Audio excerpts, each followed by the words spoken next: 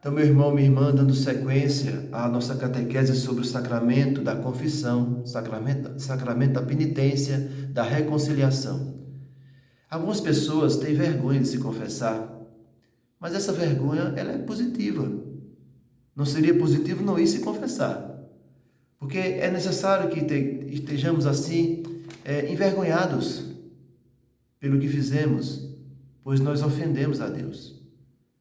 É necessário a gente se colocar nessa postura mesmo, de ter vergonha dos nossos pecados, pois atingimos a Deus, atingimos o próximo e a nós mesmos, quebramos a aliança.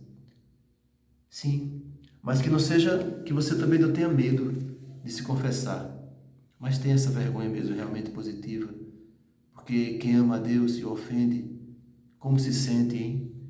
Então, é necessário que a gente já tenha esse arrependimento no ato da confissão. Lembrando mais uma vez que somente o padre e o bispo ministram esse sacramento, não o diácono, nem outro leigo qualquer. Então somente esses dois são autorizados pela Santa Igreja para ministrar o sacramento da confissão. A Igreja ainda nos concede a graça para os mais relaxados, né? Que a gente possa se confessar uma vez por ano, no mínimo uma vez por ano. Se você passa disso, você está fora da validade, meu irmão. Você não pode comungar da Eucaristia. Você não está em estado de graça. Se faz mais de um ano que você se confessou. No mínimo, um ano mesmo. No mínimo, uma vez por ano, meu irmão. Você deve se confessar. Porque senão você não está em estado de graça e você pode estar correndo um grande risco de quando morrer, não entrar na eternidade. Procure um padre para se confessar. Você que faz tempo se confessou. Mas se você é um bom cristão mesmo, você até vai procurar mensalmente se confessar. O Papa se confessa uma vez por mês. Então, quanto mais você se confessa, melhor. Vai lá entregar teus pecados a Jesus através do sacerdote. Também, fique tranquilo, as confissões não serão reveladas. Pelo menos eu não conheço nenhum caso de confissão revelada. Se o padre fizer isso, ele é destituído de ordem. Ele não vai mais exercer o seu ministério. Ele vai ser expulso pela igreja. Não pode. Então, aquela confissão é um segredo que o padre leva para a sua morte. O padre não revela a confissão. O padre é aquele ouvido que escuta sempre essas porcarias. Sempre. E a gente te dá conselhos. A gente te dá absolvição. Mas não pense, não tenha medo, não tenha receio, porque os padres não irão revelar a ninguém o que você falou, o que você contou, a tua confissão. É uma bênção. Muitas pessoas chegam como se estivessem carregadas, com sacos pesados nas costas, e quando saem da confissão, uma confissão bem feita, saem aliviadas. Por que esse alívio? Porque tirou o peso da alma, irmão. Reflita tudo isso.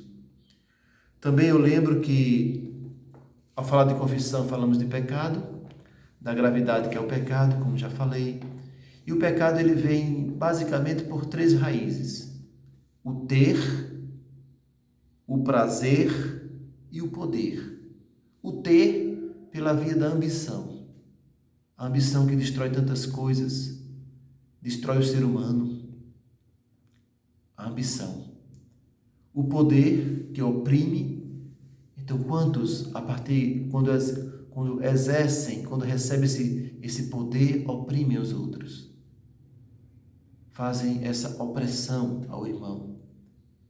E o prazer, por onde entram as impurezas.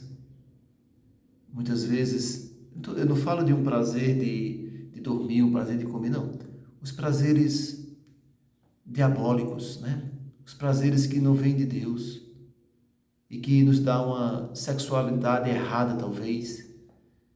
As impurezas que esse mundo oferece, apresenta, a prostituição, a nudez, tantas coisas que acontecem, que vêm por essa vida, a impureza, dos maus prazeres, digamos assim. Então são essas 3 raízes, do pecado: o poder, o ter e o prazer. Por aí a gente deve se cuidar.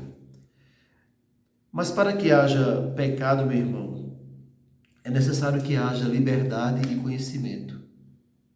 Então, se não há liberdade, não houve pecado. Por exemplo, a eutanásia. O que é a eutanásia? É autorizar que aquela pessoa que está no leito ali no hospital, já entubado ou no estado de grave, que se lhe retire a vida, se desligue os aparelhos para que ela possa morrer. E a família autoriza isso. Aqui no Brasil, isso não pode porque é contra a lei, graças a Deus. Mas na Itália, por exemplo, isso já foi aprovado. A pessoa que quiser tirar a sua vida, né, a família que quiser tirar a vida daquele paciente pode autorizá-lo. Então, mas aquele paciente ali talvez queria viver e não tem a liberdade de dizer que não queria, porque nem pode falar.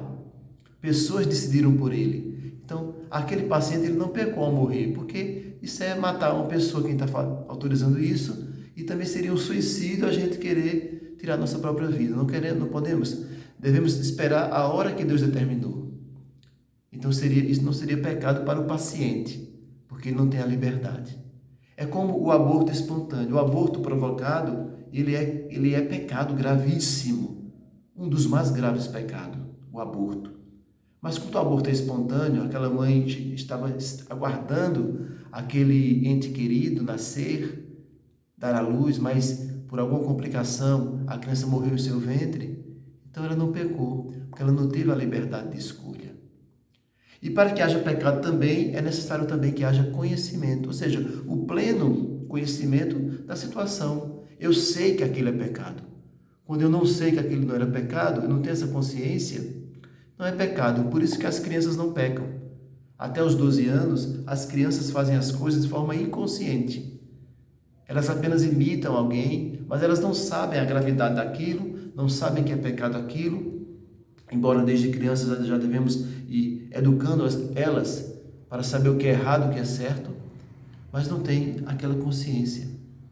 De repente uma pessoa que tem que não é bem da mente, que não raciocina bem as coisas, que existe um estado de loucura naquela pessoa, e ela vai e joga uma pedra em alguém e mata aquela pessoa, mas ela não tem consciência do que está fazendo, não houve pecado, ela não tem consciência. Então é necessária a consciência, saber que aquilo era pecado. Então se você cometeu um pecado, mas não sabia, então não é pecado.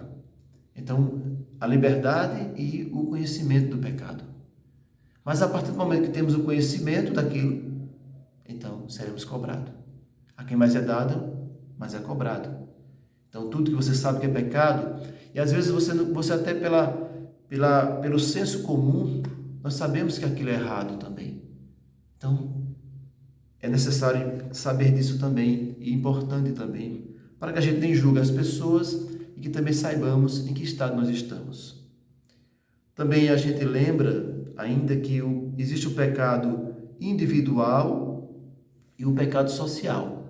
O pecado individual é que aquele causa mal a você somente. Por exemplo, uma masturbação. Causa pecado a você mesmo, aos jovens, né? Na masturbação. E claro que todo pecado, mesmo individual, causa mal à humanidade inteira, porque o pecado causa mal ao mundo. E existe o pecado também social, que é aquele pecado que a gente vê bem claro muitas vezes em alguns, talvez não todos, mas em alguns, quem sabe a maioria, de nossos políticos. Quando roubam o dinheiro público, eles causam um pecado social, porque eles atingem muita gente com esse roubo. O dinheiro que não chega mais na saúde, o dinheiro que não chega mais na educação, para assistência às pessoas, ao bem comum, e ele desvia tudo isso, e essas pessoas sofrem, e esses clamores chegam a Deus. É um pecado gravíssimo, o pecado de alguns políticos, quando roubam o dinheiro público. E nós pecamos também, de uma forma de pecado social, quando votamos nesses políticos que roubaram, que já foram confirmados que roubaram, que já é fato, que a justiça já condenou. Quando voltamos nessas pessoas, né? Não falo em suspeitos, falo em casos comprovados. Nós também estamos compactuando com isso. Nós, como cristãos, não devemos votar em ficha suja, mas sim em ficha limpa. Essa é um comportamento cristão. Daqui a pouco iremos continuar nossa terceira parte do sacramento da confissão.